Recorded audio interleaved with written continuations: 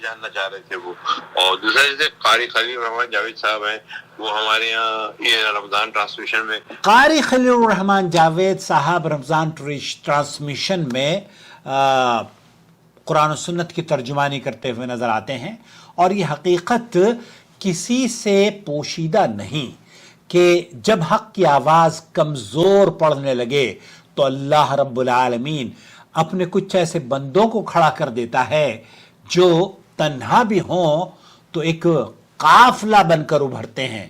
और ऐसे ही मनाजिर हम उस वक्त देखते हैं जब कारी खलील रहमान जावेद पाकिस्तानी टीवी चैनल्स पर उर्दू की नशरियात में मुख्तलिफ टीवी चैनल्स पर इल्मी नशिस्तों में वो शरीक होते हैं।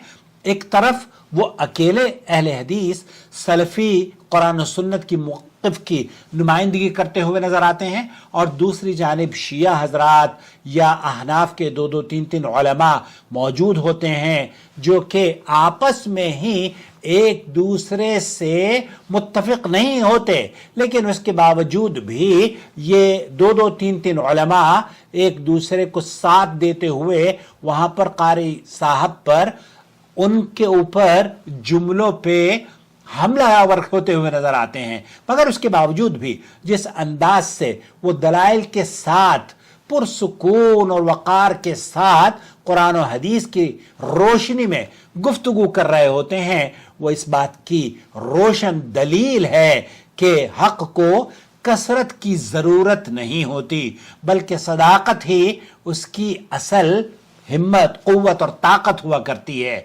यह भी एक हकीकत है कि जब से उन्होंने इस मैदान में कदम रखा है ज़ीशान भाई, दीन की नशर व इशाअत में एक वाज़ेह तब्दीली महसूस की जा रही है। बहुत से लोग जो पहले शुबहात का इन्हीं चैनलों की वजह से शिकार हुआ करते थे, अब दलाइल की रोशनी में बात को समझने लगे हैं। और ये काम यकीनन एक तारीखी खिदमत है। क्यों? क्योंकि मीडिया के इस तरक्की याफ्ता दौर में जहां हर तरफ फितनों की यलगार है, वहां हक की आवाज को इसी प्लेटफॉर्म पर बुलंद करना एक अजीम कारनामा और जिहाद है। अल्लाह के रसूल सल्लल्लाहु अलैहि वसल्लम की वो सही बुखारी की हदीस, बल्लिगू अन्नी वलौ आया, मेरी तरफ से पहुंचाओ चाहे एक ही आयत, एक ही हदीस क्यों ना हो।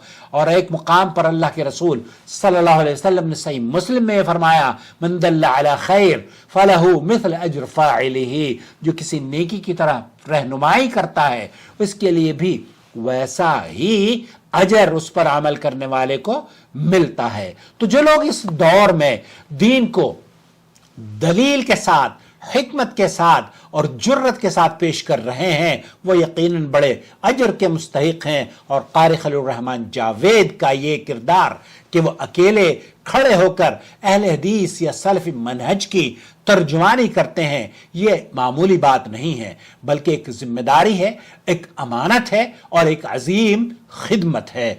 वो बिलाशुबा सलफ़ियों के एक सफ़ीर के तौर पर सामने आए हैं, जो ना कि सिर्फ अपने मौक़िफ़ को पेश करते हैं, बल्कि बहुत से लोगों के लिए तहक़ीक़ का दरवाज़ा खोल रहे हैं। और यही असल दावत भी है कि इंसान सोचे, समझे और फिर हक को इख्तियार कर ले। और इसीलिए हमेशा ये दुआ किया करें, अल्लाहुम्मा अरिनी हक़ हक़्क़न वर्ज़ुक़ना इत्तिबाअ व अरिनी बातिला बातिलन वर्ज़ुक़ना इज्तिनाबा। अल्लाह रब्बुल आलमीन से दुआ है कि वो कारी खलील रहमान जावेद की हिफाजत फरमाए, उनके इल्म और इखलास में इजाफा फरमाए और उनकी इस मेहनत को शर्फ कबूल अता फरमाए। और उनके लिए, हम सब के लिए, बल्कि सलफ़ सालिहीन के लिए अल्लाह रब्बुल आलमीन ने इस अकेले मुजाहिद को जो चुना है, अल्लाह ताला इनके एक एक लफ्ज़ को हम सब के लिए सदक़े